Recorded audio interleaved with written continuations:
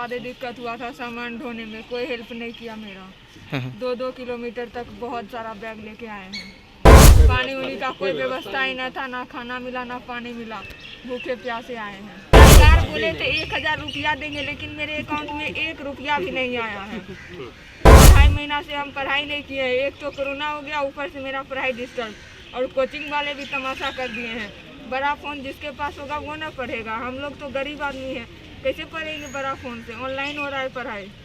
रास्ते में रोका जाएगा, जैसे आगरा हुआ, बोला वहाँ पर पानी पिलाया जाएगा, खाना मिलेगा, कुछ मिला नहीं, रोका नहीं, डायरेक्ट चला दिया। बोलने के लिए होता है, दुनिया वाला को दिखाएंगे जिससे वोट मिलेगा। ना जीने की तमन्ना, न मरने का खौफ। The customer you are trying to reach is currently switched off. नमस्कार, आप एचएस बिहार देख रहे हैं। मैं हूं अक्षय आनंद। मैं ऐसा क्यों कह रहा हूं? क्योंकि जितने भी नंबर बिहार सरकार ने जारी किए हैं राज्यों में फंसे लोगों की सहायता के लिए, वो सारे नंबर्स ऑफ है। हमने अपनी पिछली रिपोर्ट्स में आपको ये नंबर बताए थे, कहाँ कहाँ कैसे कैसे मदद मिलेगी, कैसे आप घर पहुंचेंगे, ये सब कुछ बताया था।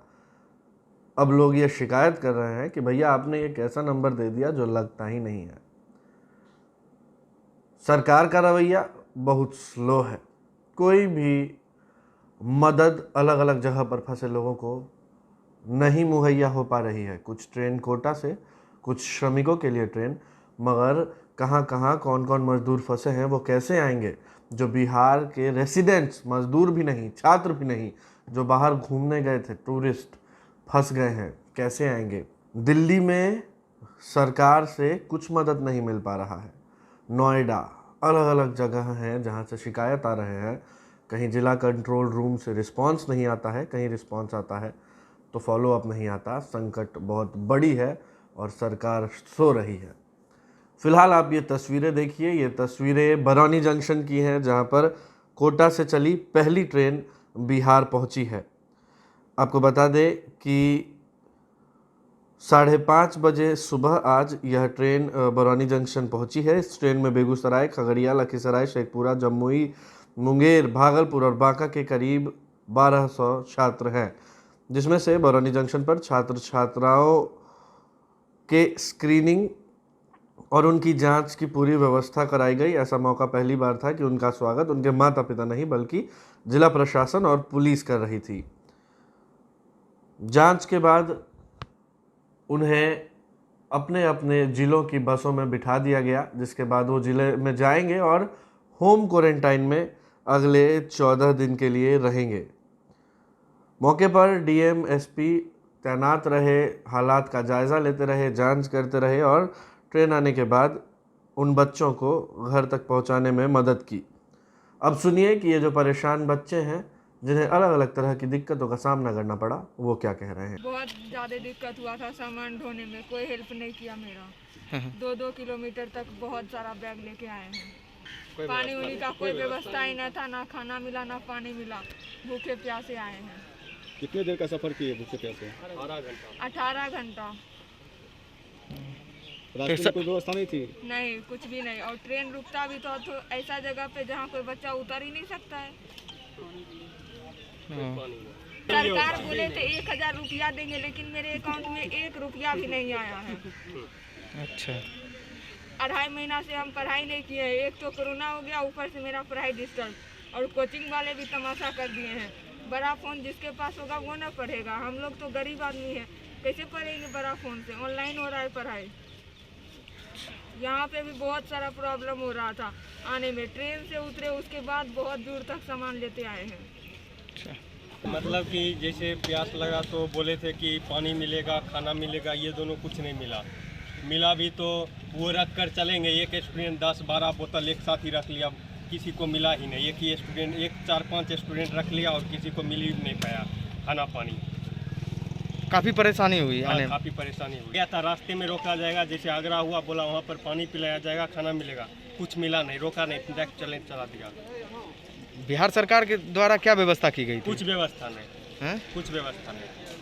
वहाँ से बरौनी में ट्रेन जब रुका तो वहाँ से 2 किलोमीटर से हम लोग पैदल ही आए। 8 सामान था, वो लेकर आए, कोई कुली भी नहीं मिल रहा था। नीतीश सरकार तो बोला था कि सब छात्र छात्राओं को पूर्ण रूप से व्यवस्था की। वो बोलने के लिए होता है, दुनिया वाला के दिखाएंगे जिससे वोट मिलेगा। मैं वहाँ पे मतलब कि मेरी पढ़ाई नहीं हो पा रही थी, मेरी कोचिंग क्लासेस भी बहुत 1 महीने से बंद हो गए थे, टेस्ट भी बंद हो गए थे और हमारा तो सिलेबस तो ओवर हो ही गया था, इसलिए वहाँ रहने से कोई फ़ायदा नहीं था। और हम लोगों ने बहुत रिक्वेस्ट किया सरकार से, लेकिन उन्होंने बहुत लेट से मतलब कि कुछ एक्शन लिया हम लोगों के लिए। नीतीश सरकार से ही कहीं हमने उनको ट्वीट करके बहुत रिक्वेस्ट किया, लेकिन उन्होंने हमारा एक भी नहीं सुना।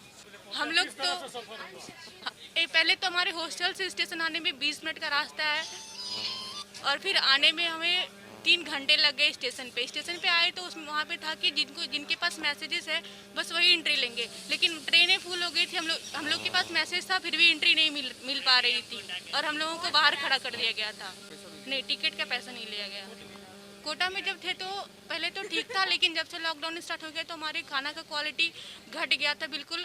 सारे बच्चे एक एक करके जा रहे थे, लेकिन बिहार वाले बुला ही नहीं रहे थे हम लोगों को, बिल्कुल भी नहीं। कुछ भी सोशल डिस्टेंस मेंटेन नहीं हुआ है। हम लोग देख लीजिए कैसे करके बैठे हुए सामान के साथ एक दूसरे में बिल्कुल चिपके हुए।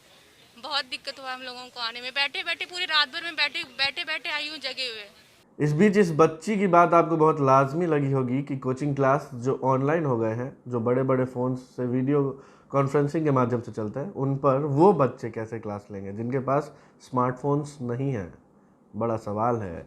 और अब वापस घरों पर आए हैं, इस बात की तो खुशी है ही, मगर दिक्कतें भी हुई हैं। और जो बाकी लोग फंसे हैं, 22.5 लाख मजदूर तो रजिस्टर्ड है, कैसे लाएंगे, कब तक आएंगे, बहुत प्रॉपरली जानकारियां नहीं मिल पा रही हैं। अलग अलग जगहों से हमें फ़ोन आ रहा है। इस नंबर पर मैसेज और कॉल करने से आपको HS बिहार के यूट्यूब और ख़बरों का लिंक तो मिल सकता है, मगर इस सिचुएशन में आप क्या करें हमें नहीं पता। आप कोई और नंबर ट्राई करिए जिस पर आपको मदद मिल जाए। लोगों से हमारी अपील है कि हर इंडिविजुअल किसी की मदद कर दे, अपने जेब से कुछ पैसे देकर, ताकि वो परिवार, वो लोग जीवित रह सकें। इसके अलावा फ़िलहाल और कोई रास्ता दिखता नहीं। आप HS बिहार के साथ बने रहे, हर खबर के सबसे ताज़ा अपडेट्स हम आप तक पहुंचाएंगे। अगर अभी तक आपने हमारे चैनल को सब्सक्राइब नहीं किया है तो सब्सक्राइब कर ले, बेल आइकन भी दबा दें। आपका बहुत बहुत शुक्रिया।